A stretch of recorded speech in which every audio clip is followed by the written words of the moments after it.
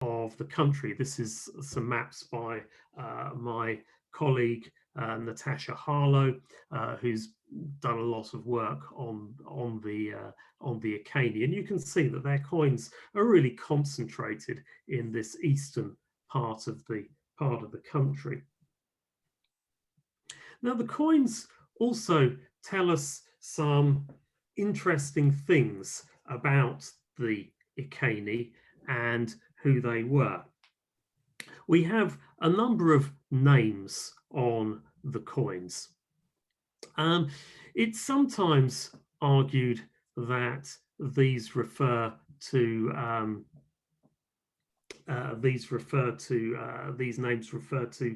kings or leaders, and that the Eke or Eken coins refer to Iceni. The interesting thing about the names is that there are far too many of them to represent individual kings of the Iceni. So although we think of the Iceni as a single tribe under a single leader, the coin evidence shows that there are a lot of people minting coins at the same time. So it's quite likely that they're a much more fragmented group than would be is suggested by Roman sources. Possibly they're a fairly fragmented lot who come together in times of war.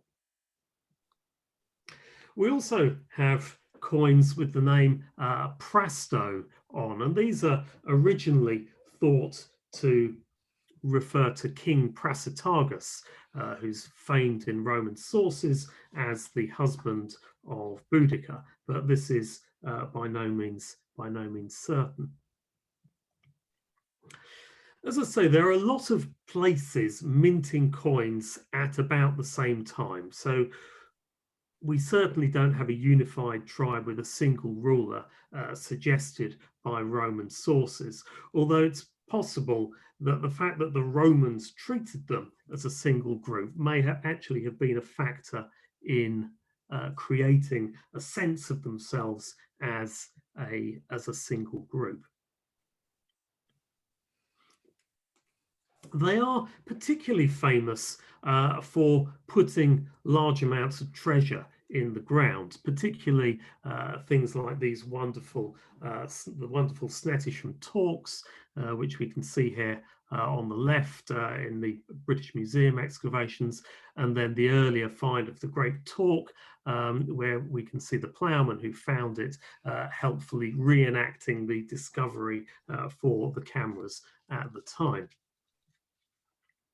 These talks are really characteristic of the Iceni, and whenever you see depictions of Boudicca, she's always wearing one of these talks.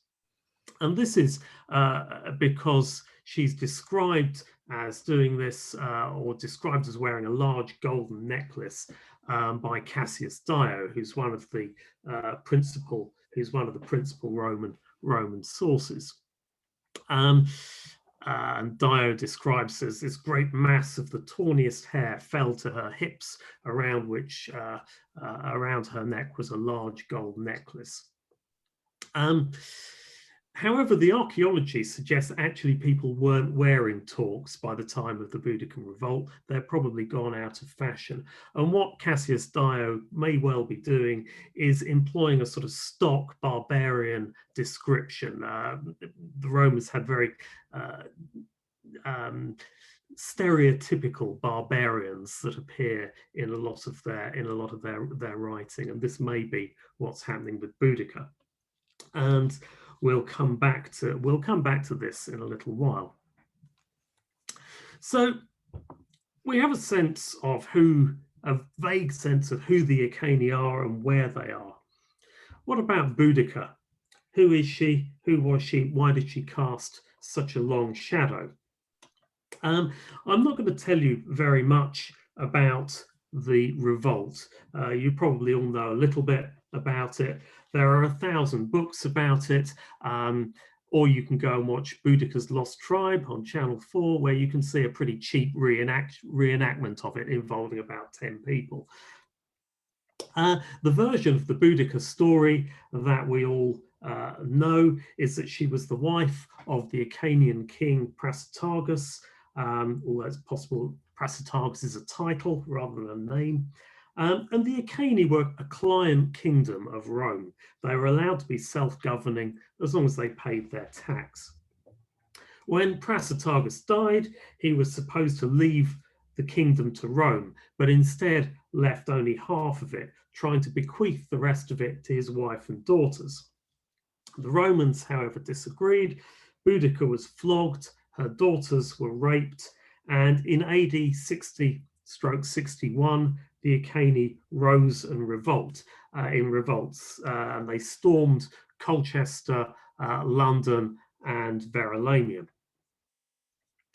Now, there's quite good archaeological evidence for some of these episodes at Colchester, for example, and London, although rather less at Verulamium. And here we can see the sort of recently found Fenwick treasure from Colchester, which is probably a collection of material that was hidden or lost in the revolt. And eventually the Iceni and their allies are defeated in battle by the governor Suetonius Paulinus at an unknown location. 80,000 were apparently killed in the final battle for the loss of only 400 Roman soldiers. Boudicca then dies or takes poison, although the sources differ. Tacitus tells us that in the aftermath, hostile and wavering tribes were ravaged with fire and sword, but the enemy's worst affliction was famine, for they had neglected to sow their fields and had brought everyone available into the army, intending to seize our supplies, so the Roman supplies. And I'll come back to this a little later.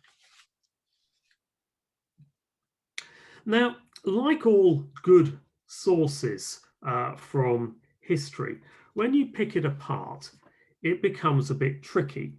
And so what I want to do now is look very briefly at some of the textual sources for the revolt. We know about Boudicca principally from three often contradictory classical sources, from which people have generally taken the bits they like to come up with the story of the flame-haired warrior queen taking on the might of Rome. The earliest is Tacitus's Agricola, which is written in about AD 98, so just under 4 decades or so after the revolt. And the Agricola gives a bare bones account of a revolt against military bases, naming Boudicca as a lady of royal descent as the leader.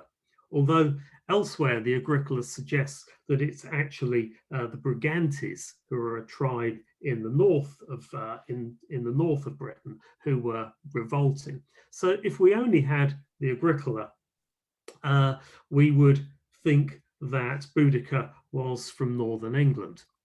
It's only in the Annals, written about 20 years after the Agricola, that we get the story of Prasutagus and the Iceni, and the will and the rape of the daughters and this sort of thing. And the Annals gives a much fuller account that informs much of the popular story and introduces the destruction of Colchester, London, and Verulamium. And this is the one in which Boudicca drives around in a chariot with her daughters, gives a big speech, and which Tacitus entirely makes up for his own purposes. And what Tacitus is particularly interested in doing is using the account of the revolt and Boudicca's role of sort of noble savage to critique contemporary society in Rome. Our third source is Cassius Dio, and he's writing in the early 3rd century, probably about 150 years or so after the revolt, who gives us a lot of detail that Tacitus doesn't, and it's thought that he may be referring to an otherwise lost source. And Dio gives the description of Boudicca, from which all the artistic depictions spring. And he says the following: in stature, she was very tall, in appearance most terrifying, in the glance of her eye most fierce, and in her voice most harsh.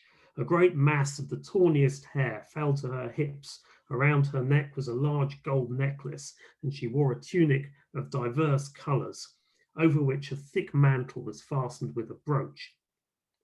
And he then gives a very big and flowery speech, or he lets Boudicca have a very big and flowery speech, which finishes with her letting a hair come from the folds of her dress as a form of divination. And she invokes Andraste, who's a supposed British goddess. Now, what Dio was particularly interested in, along with a lot of our favourite facts about Boudicca, was partly made up or using ideas about gender and masculinity and femininity as a means of criticising contemporary society in Rome. And Dio gives Boudicca words about the Emperor Nero that reflected 3rd century concerns about effeminate behaviour in his own times. So Boudicca criticizes Nero, who, though in name is a man, is in fact a woman, as is proved by his singing, lyre playing, and the beautification of his person. So Dio is particularly worried about this effeminate behavior. And the reason he's particularly worried about it, because he's writing fairly close to the reign of the Emperor Elagabalus, and who's famous for flouting gender norms. He wears makeup, and he's it's recounted that he has what we would now know as gender reassignment surgery, and Dio is particularly worried about this. And so both Tacitus and Dio are particularly interested in the behavior of Boudicca, who as a woman taking on power is flouting the norms of Roman society and committing these sort of transgressions of ideas about gender, which were particularly of concern to both Tacitus and Dio. And she's also, of course, used to emphasize the alien weirdness of the British, which all Roman writers always do. The British are weird, they're a long way away, they do lots of odd stuff, and they can be used to demonstrate lots of points about barbarian behavior. So the Roman sources are a little bit questionable, but this doesn't stop Boudicca taking on a new life from the 16th century onwards, when writers and playwrights became particularly interested in the Boudicca story. Again, using it as metaphors, using it as a way of understanding contemporary society. And by the early 16th century, she had become Boudicea, as I say, a name based on a miscopying of Tacitus. And in the 17th and 18th century, she becomes a stock figure in numerous poems and plays. Perhaps the most important is William Cowper's Boudicea, an Ode, which was written in 1782, in which she's reinvented as an icon for the British Empire. And his poem is tremendously popular, particularly in the Victorian period, when the idea of a strong, all-conquering woman has obvious resonance. And this is Thornycroft's statue of Boudica and her daughters, And it has a quote from Cooper's poem on the plinth, um, which says, region Caesar never knew, thy posterity shall sway. So basically it's saying that Rome couldn't conquer, didn't conquer nearly as much as the British Empire, and therefore Victoria is taking on this mantle. And in the 20th and 21st centuries, she's gone from strength to strength as a fighter against oppression, a feminist icon. And in Norfolk, where the idea of burning London and towns in the home counties remains pretty popular, she's a symbol of the county's tradition of independence. This does mean, however, that she carries a lot of baggage with her. And it also means that a lot of the archaeological evidence for the Iceni and the Roman period in the Iceni region is viewed through what we might call Boudicca tinted spectacles. The archaeological evidence for the revolt is actually quite good, although there is a tendency to include all sorts of things in what we might call the revolt story.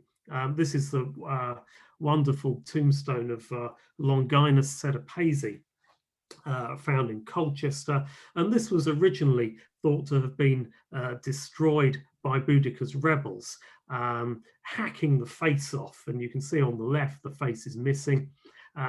The angry rebels hacked the face off during the revolt, but actually it was damaged by workmen putting in a water main in the 19th century, and later on the face was actually found in the fill of their pipe trench. Similarly, these are the skulls from the Walbrook in London, and again, these have often been associated with the Boudiccan revolt. And then we have possibly more convincingly a head of Claudius recovered from the River Old in Suffolk, which is interpreted as war booty carried away by the Iceni. So the archaeological evidence is complicated, and we also have to remember that we have only Roman sources. So understanding the Iceni and shaking off the shackles of the Boudica myth has been a key part of the work that I've been doing for the last 12 years or so at the town of Venturi Icinorum in Norfolk. These excavations have been carried out by firstly the University of Nottingham, and then by a Caster Roman project, who is a long-standing volunteer group that we set up about 15 years ago to support and help with the work, and now lead the work that we're doing at Caster. And so I'm going to sort of use the rest of this talk to explain a little bit about what we found and what it tells us about the Iceni in the aftermath of the rebellion. So the site that we're talking about lies just to the south of Norwich. If you ever go into Norwich on the train, you can see it very clearly on the train from the train window, or if you're whizzing past Norwich on the A47 on your way to the flesh pots of Great Yarmouth, you can again see the site fairly clearly from the road. Now, the name Venturi Icinorum, as I mentioned earlier, literally means market of the Iceni, and it's preserved in the 3rd century document known as the Antonine Itineraries, and Ptolemy also refers to Venta in the 2nd century as the one notable town of the Iceni. It's assumed to be the Civitas capital, the regional centre for the Iceni, although there's no specific reference to it as such. And it's first, the site at Caister St Edmund is first recognised as the venter of the Antonine itineraries by William Camden. It first comes to real archaeological attention in 1929. There's a very dry summer in 1928, and a series of iconic aerial photographs are taken of the site. It's a greenfield site, so there's no modern occupation over it, and so the streets and buildings show up very, very clearly from the air. The walls of the town, which are the sort of rectangular shape you can see running around it, are the only extant feature of the site. The rest of it is buried under a field. If you go to, I recommend you visit it. It's a lovely site, but you'll see the town walls and then a lot of sheep in the middle, which are also quite picturesque. We've done geophysical survey now totaling around 50 hectares, and it shows that the town extended well beyond the late Roman wall circuit.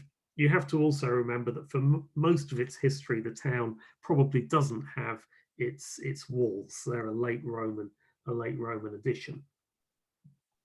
Now, the aerial photographs, which I just showed you, caused enormous excitement, and they led to the first excavations of the site carried out by a man called Donald Atkinson between 1929 and 1935. And here you can see this is the period when archaeologists really knew how to dress. Atkinson isn't in this picture, and we don't have a picture of him at all, which rather suggests that he seems to have been the sort of archaeological director who would sort of turn up, say, call me if you find something interesting, and leave the workmen to get on with it. Obviously, I aspire to that sort of direction, but haven't quite managed it. And what he does is investigate a series of the most visible crop marks, so the buildings that can be really clearly seen from the air. And he excavates public buildings, and so the Forum Basilica, which we can see down here in the bottom right, a pair of small temples, a bath complex, and the south gate of the fortifications. Now, Donald Atkinson's interpretation of the site was pretty straightforward, and interestingly, his interpretation of the site doesn't seem to have been changed by the excavations. He's interpreted the site really, according to the Eastern Daily Press, the newspaper coverage, almost before he's put a spade in the ground. And he argues that the town is laid out and occupation began in the reign of Vespasian, presumably when the effects of the revolt of Boudicca had passed away and the Iceni had been pacified. And so in Atkinson's interpretation, the street grid was laid out around AD 70, so less than 10 years after the revolt. And for Atkinson, the development of the town was retarded by the backwardness of the Iceni. They were a bit barbaric. The Romans laid out this nice town for them, but they weren't really up to the task of being Roman. For Atkinson, they were conservative with a small c and achieved an imperfect degree of Romanization. Now, the other thing that has been enormously influential in understanding of the aftermath of the revolt and the Iceni is this description of Tacitus, which has caused the Iceni to be always viewed as impoverished. And if you remember, Tacitus says that the hostile tribes were ravaged with fire and sword, very 1066 and all that. But the enemy's worst affliction was famine, for they had neglected to sow their fields and had brought everyone into the army intending to seize our supplies. And this idea of the Iceni being impoverished by the revolt has become canonical in all the literature on Roman Britain.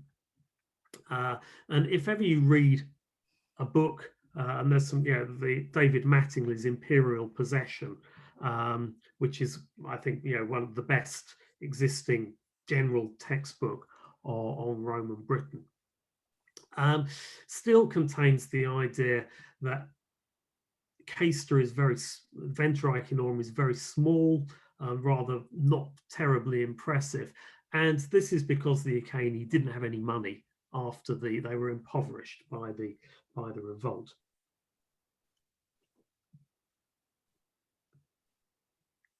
So our understanding of this town has been coloured really by thinking about Boudicca and by the effects of the revolt.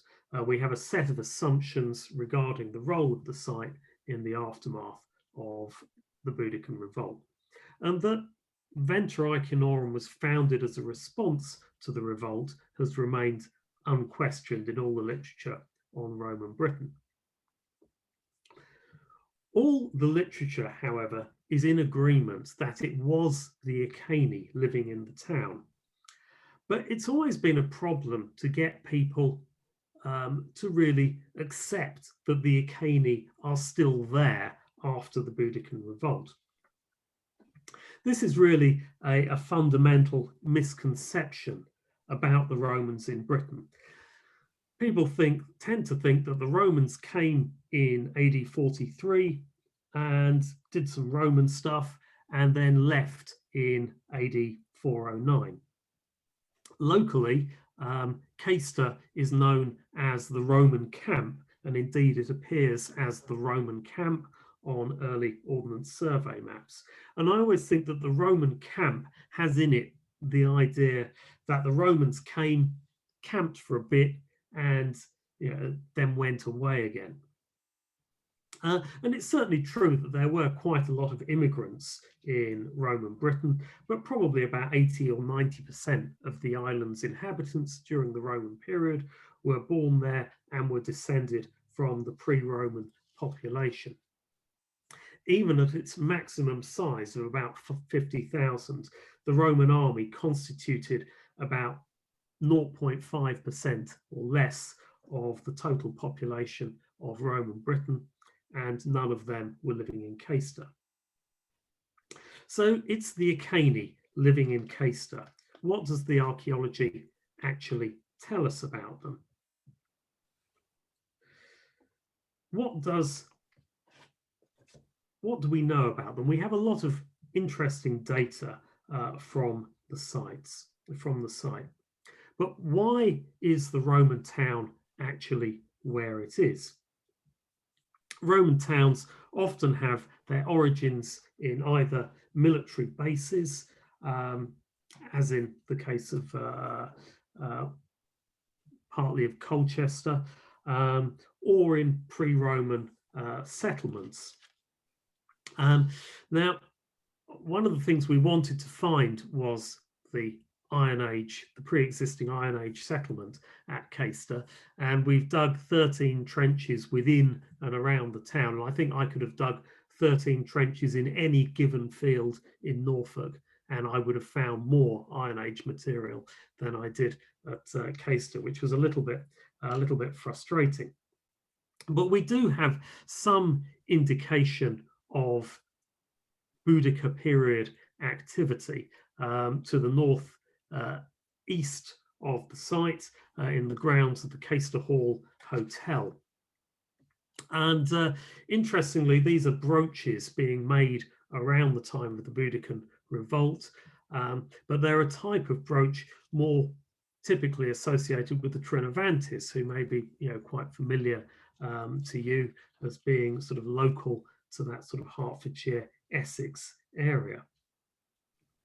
There's no obvious sign, however, of a Roman fort in the region. There are two clues as to why the site is where it is.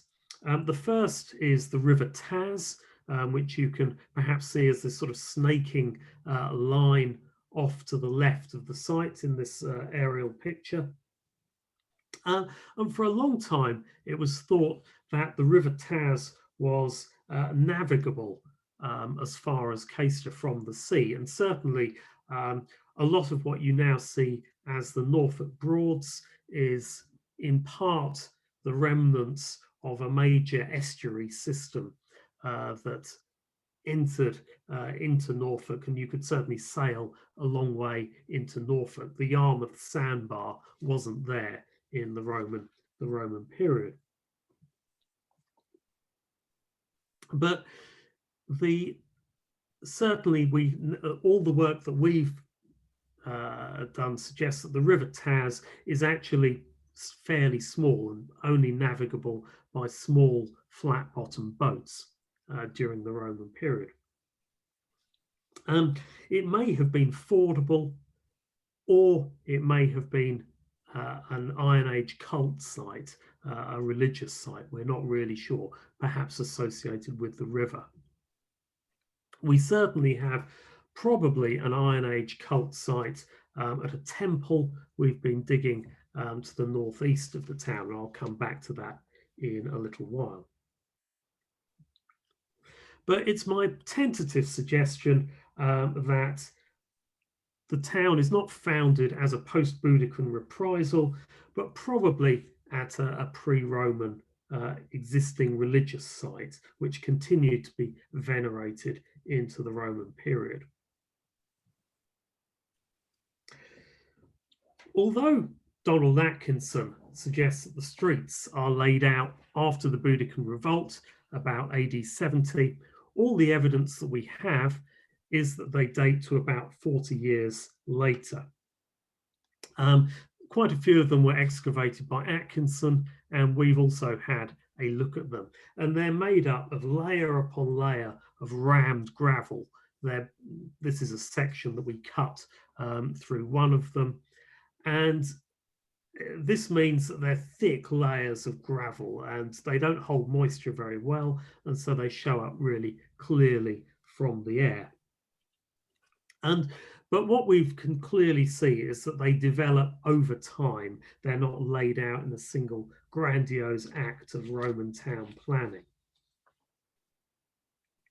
We also start to get public buildings from the late 1st or early 2nd century AD. There are signs of an early forum, so the main administrative building, built in timber and clay, and decorated with painted plaster, and this is replaced, it burns down in about AD 140 and is replaced with a stone-built forum. And this would have been the centre of government for the region. The forum is one of the smallest fora in Roman Britain, and this is always seen as a sign of the impoverishment of the town and the impoverishment of the Iceni. But fora are a place of public display and participation in civic life. And this never really takes off in Britain to the extent that it did in the Mediterranean and on the continent. Although we do have fora in Roman Britain, there's never a real sense that people in Roman Britain are ever that interested in civic participation. Most of the fora in Roman Britain, and including Caister, have a very short lifespan. And certainly at Caister, its porticos become choked with rubbish. It gets used as a rubbish dump within about 50 years of it being built. Unlike Silchester, Verulamium, Colchester, Wroxeter. There are no large courtyard houses at Caister.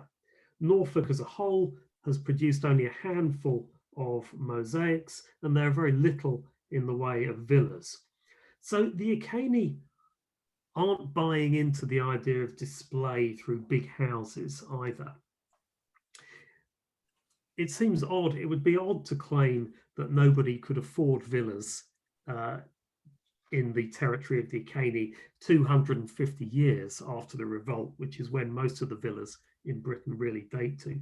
So it seems reasonable to assume that the Iceni simply weren't terribly interested in mosaics and villas. They were, however, interested in in religious activity. The temple complex that we excavated in the northeast of the town became ever grander through the 2nd century. And we've done quite a lot of work on this recently using excavation and ground penetrating radar. And the latest temple building, which dates to about the 2nd century, was enormous. It's the second, as far as we know, it's the second biggest Romano-Celtic temple in Britain.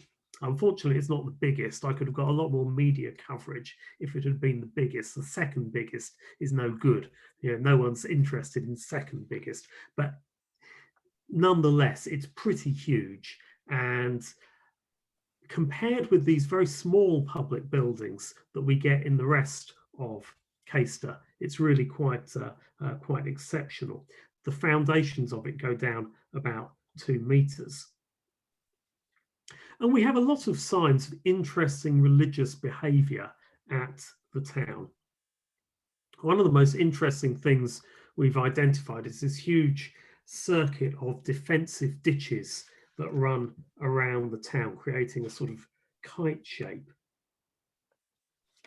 And the ditches don't last very long. They're dug, created in about the start of the 2nd century and filled in by the end of that century. But the filling in involved the placing of objects and also bodies.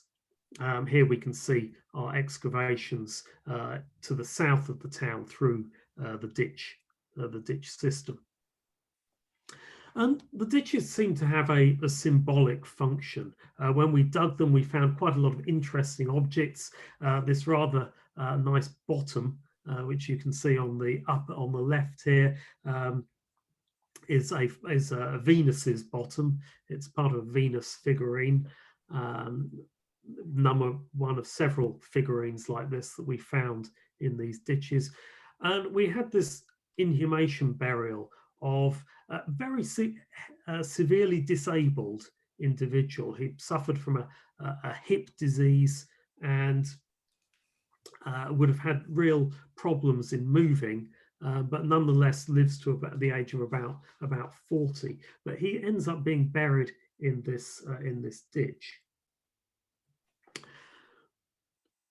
On the other side of the town, we have glass, quite elaborate glass vessels being placed into the ditch, and also what seems to be a complete horse at the bottom of it. Elsewhere in the town, we have what we now call structured deposits. You may well, if you've ever watched Time Team, now most people realize that when archaeologists say that something is ritual, it means they haven't got a clue what it actually is. And so we've now started to, in the Roman period, rather than calling things ritual deposits, we call them structured deposits, because that sounds more scientific, like we know what it is.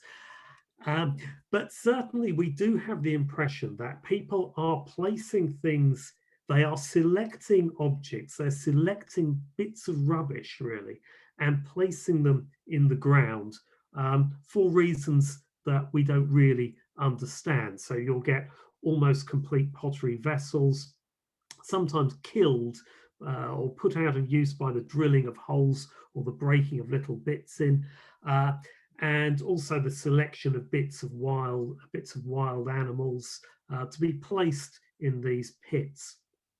We don't really know why, but it's very, very common in Roman Britain, and it seems to be an Iron Age behavior that survives into the Roman period, placing things in the ground for particular reasons. We have a lot of nice votive objects as well.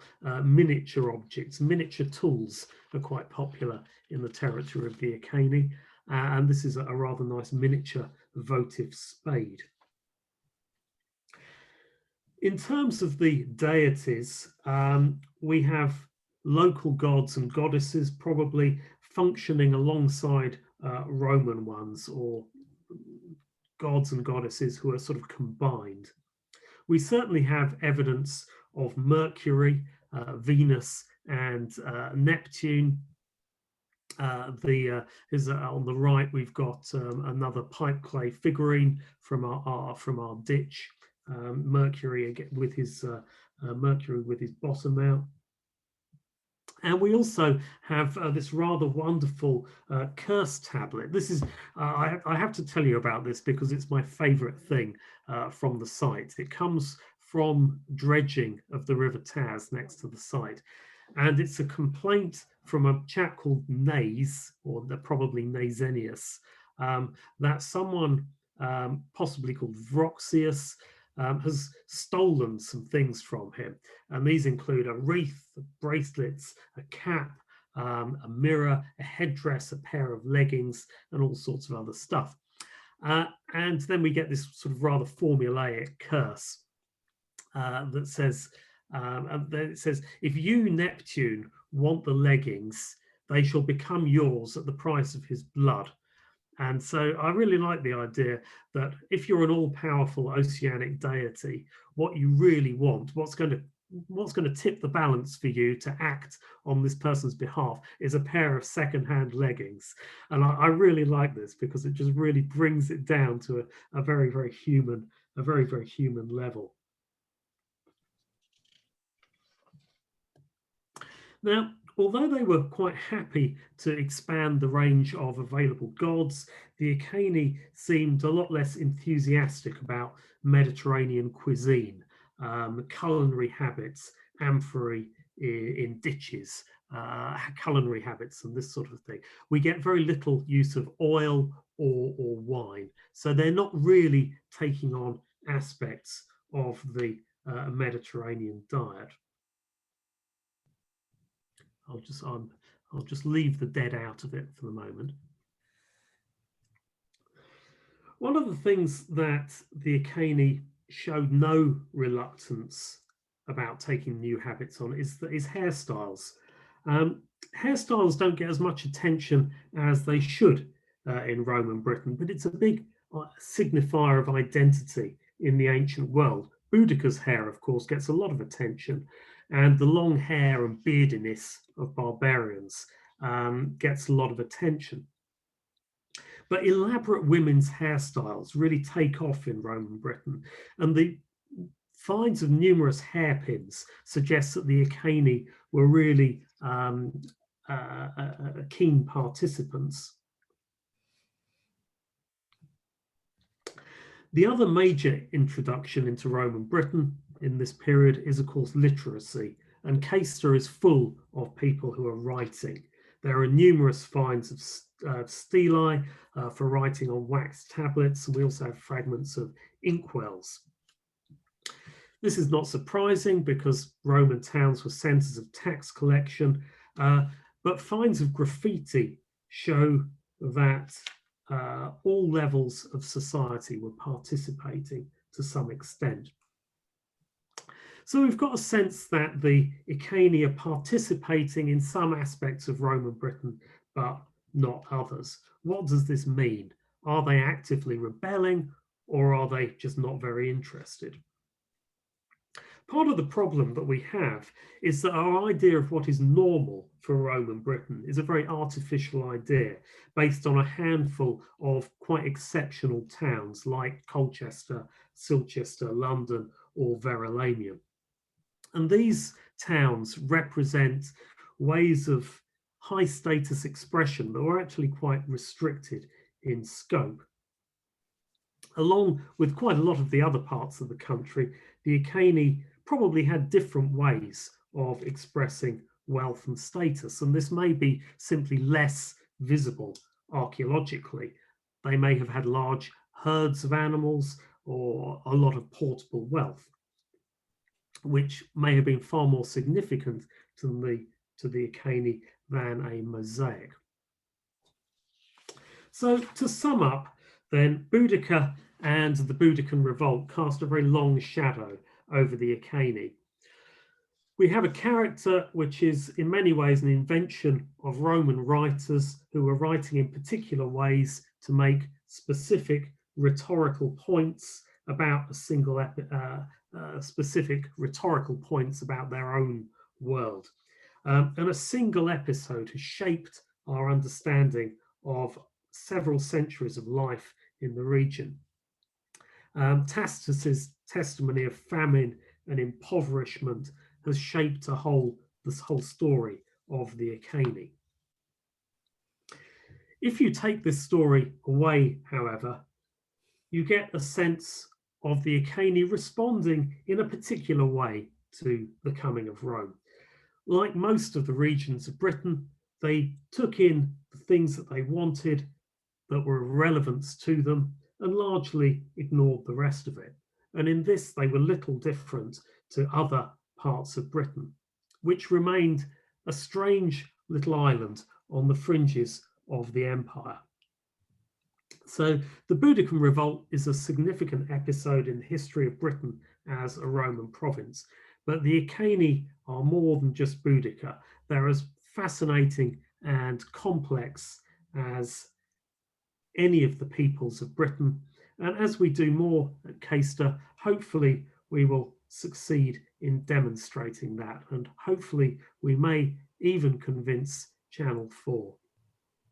And I just want to end briefly by acknowledging that this is, it's me talking here, but this represents the work and the money of an enormous number of people, but particularly the work of my colleagues at volunteers at Caister Roman Project.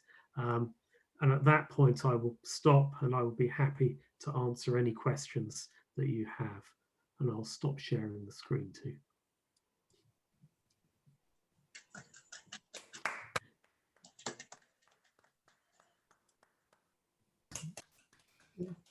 We've only had one question so far from Tony Tuckwell asking, are there other examples of early British female tribe leaders, or is Boudicca a one-off?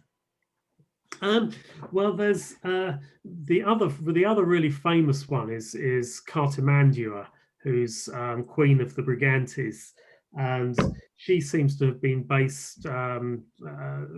There's sort of reasonable arguments to put her at Stanek, up the A1, and she's again a major tribal leader. But as I say, the Romans are particularly interested in having women as tribal leaders in Britain, partly because it just emphasizes how weird the Britons were. They were particularly interested in showing that the British were weird and behaving in barbarian ways. And of course, one of the most barbarian things you could do would be to have a woman as your leader. Yeah. We've got another question from Katie Lee Smith. I was wondering, could the broken deposits be an older tradition passed on from an indigenous communities? I may be wrong, but thought there were existences of broken deposits throughout the Bronze Age and earlier. Yeah, I mean, in Britain, really right through from the Bronze Age to the late Roman period, people have always been interested in putting things in the ground, and the idea of putting things out of use to put them in the ground. So in the Bronze Age, we get this with swords, for example, places like another bronze material at places like Flag Fen. And so, yeah, breaking things to put them out of use. The idea of it's possibly conspicuous consumption. It's making offerings, to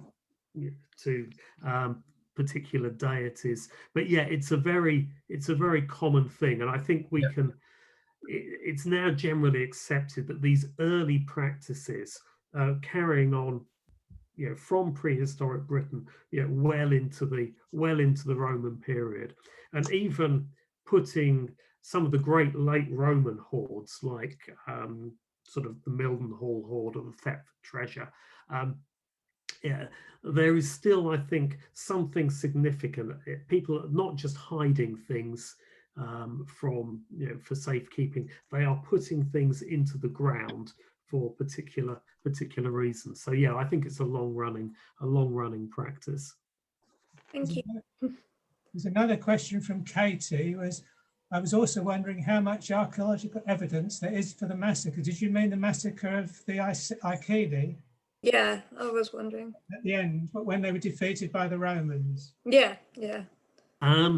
Yeah, the actual the site of the final battle is a lot of ink has been spilt on the final battle, the location of it, and people have tried to locate it from the descriptions in Tacitus, particularly.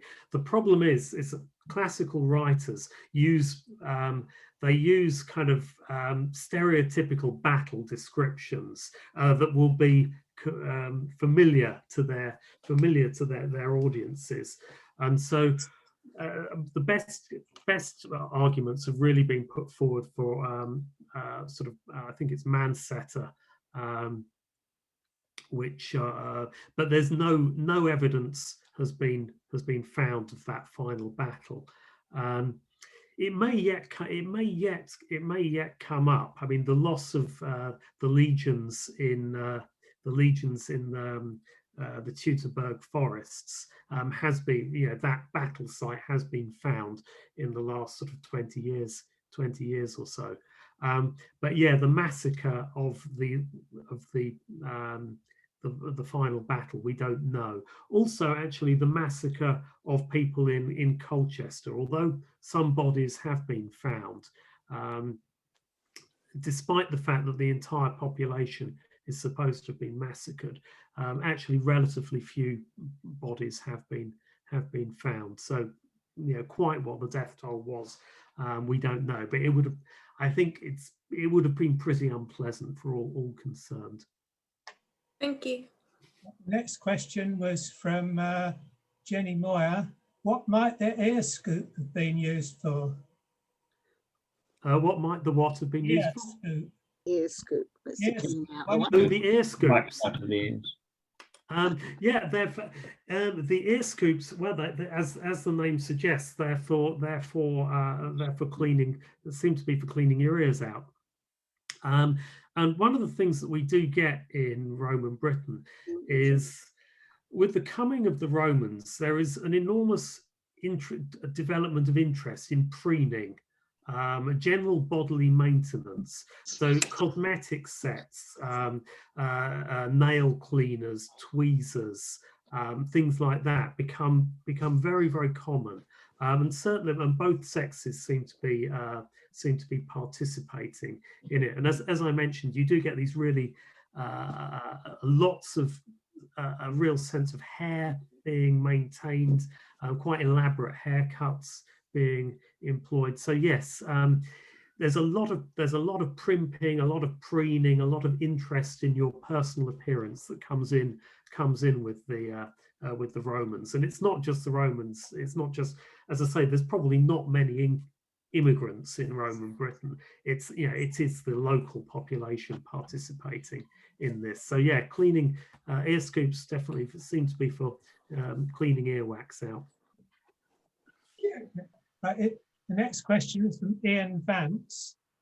Is there any genetic evidence from Iceni that might link to DNA in the current population? No, and there's a number of, we may be able to get some genetic evidence from late Roman burials. The problem with the Iceni as a population is that we don't really know what they're doing with the dead. We have, I think, something in North, I think we've probably got about 30 bodies or bits of body for the entire 800 years of the Iron Age in Norfolk. And they're disposing of the dead in ways that don't leave archaeological traces. And that may mean sort of putting them out to be pecked by, eaten by wild animals, just putting them back to nature in some way like that. And so, unfortunately, we don't really have enough dead people for genetic evidence. We do have late Roman bodies, and I think over the next few years, the genetic data from the Roman period, we're starting to get really good genetic and isotope data from Roman Britain, and I think it's really going to transform our understanding of the Roman population of Britain. It certainly seems that our population is very mobile. There are people moving about in Roman Britain. There are quite a lot of immigrants coming in to Roman Britain. It's a very multicultural society. And equally, you've got British people sort of going out into the Roman Empire, and they're turning up a lot as well. So I think the genetics is going to be really exciting over the next 10 years or so. Thank you. I've got a question here from Angela Kilmartin. Were there any Roman wives of note in Norfolk who came here with their husbands? We don't know. We don't know really. In terms of, we do certainly have quite a lot of evidence of immigrant women in Britain. There's a very wealthy North African woman, a mixed race woman from York, which is a particularly important example. Obviously, the most famous wife in Roman Britain is Regina, the wife of Barates, who's on South Shields, and she's a woman of the Catavalorni, so probably from the Hertfordshire region, and she's married to a Syrian called Barates, who comes from Palmyra, and they both end up at South Shields, which may be regarded as an error, who knows? And she's probably Barates' freed slave, and so there's but she's from Hertfordshire and ends up married to a Syrian on Hadrian's Wall. So there's women are certainly moving about, as are a lot of people, and there is certainly lots of immigrants moving about and marrying each other. And again, the evidence of this is increasing all the time through particularly through analysis of stable isotopes for looking at migration. There's another question from Peter Evans. Did the Iceni prosper when the Romans left? Well, it's the east of Britain is the bit that's probably most changed by.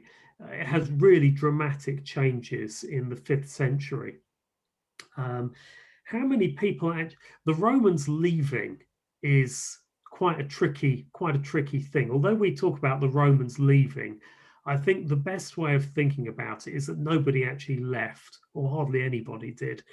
Some legions, some soldiers disappeared in about 406 or something like that. That's about 20,000 20,000 men left to go and fight on the continent in the early 5th century. But those are the only people who left out of a population. So that's 20,000 out of a population of probably about 3 million or so. But what happens after that is a bit, this is where we get the so-called Anglo-Saxon invasions. How many people that involved, we don't know. But what does change is everything in the east of Britain. Dress styles of building, styles of hair. People get long hair, lots of beards. Again, we know from combs and things like that. And diet. So there's really dramatic cultural shifts at the end of the Roman period. What actually causes that, we don't know. We don't know if it's a new population, if it's Anglo-Saxon invaders, or whether it's people again taking on new fashions and new ways of life as they had at the start of the Roman period. But what actually happens to our local population in Eastern Britain, we really don't know. I haven't got any more questions in the chat. Are there anybody else got a question? Yes, please. Ian? An inquiry sort of thought. We've occasionally made expeditions, forays after good talks. Notably, we went to London with a speaker.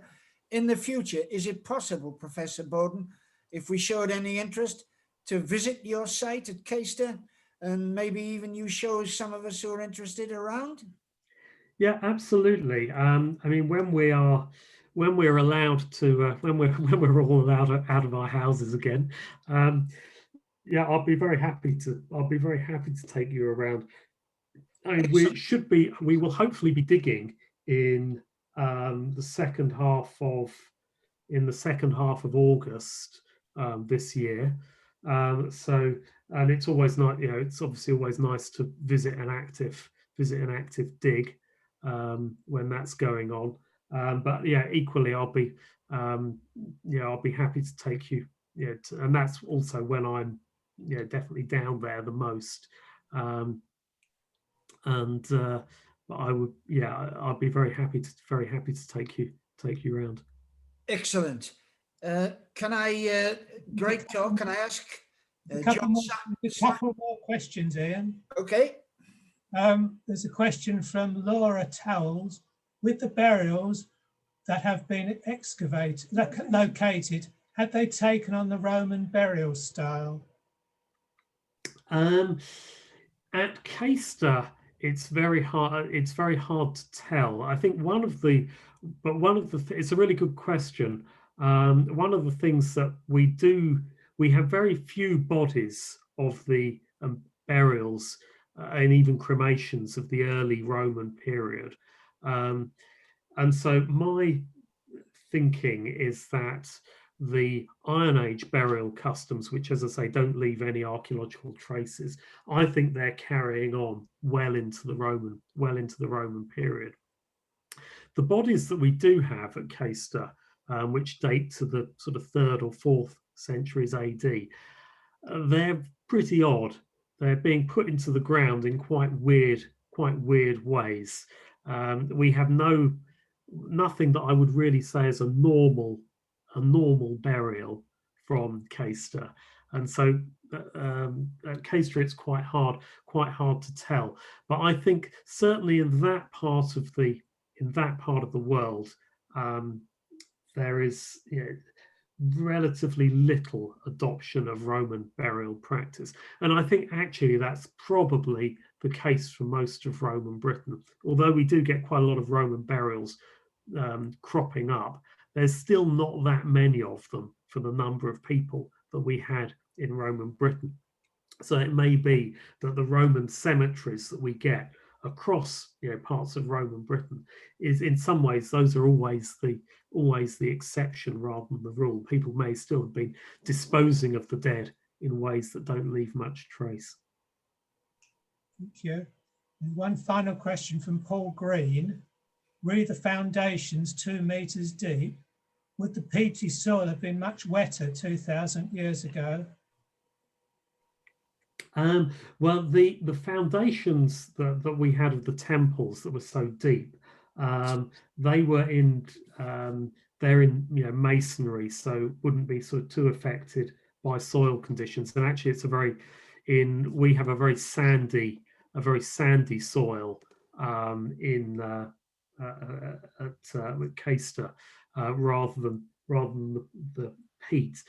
Peat in Norfolk is quite interesting, and of course there's big peat deposits in Norfolk, a lot of which were quarried out to create the Norfolk Broads in the sort of 16th and 17th centuries. So there's been quite a lot of change in the conditions of the peat over the years. But we're at Caister, we're on that sort of sandy, gravelly bit of the geology, which is generally favoured by people in the sort of late Iron Age and early Roman periods, because it's easier, it's lighter soils, it's easier to farm. Thank you. There's no more questions, Ian, at the moment, so if I hand back to you. Thank you very much. On our behalf, can I ask John Simons, who's a committee member, to propose our vote of thanks, please? Yes, Ian, I'll do that. First Bowden, thank you very much for a fantastic talk this afternoon. Very, very interesting, and particularly interesting, I think, for many of us who probably have family roots going back into the soil of East Anglia. I should have probably asked the question during question time, but I should ask us, can we expect your definitive book on the subject to be out anytime soon? Because your talk has certainly whetted the appetite as well, and it'd be great to find out a great deal more detail about it. It's interesting also to hear the Roman view of us 2,000 years ago as I think I quote, a strange little island on the fringes of the empire filled with barbarians. I'm guessing there's a lot of people over the water there who still think that current times. But seriously, it's been a great way to spend the Saturday afternoon. Thank you very much indeed on behalf of the association. Thank you. And in terms of can I, before you go? Yes. Will Bowden is just showing us his book.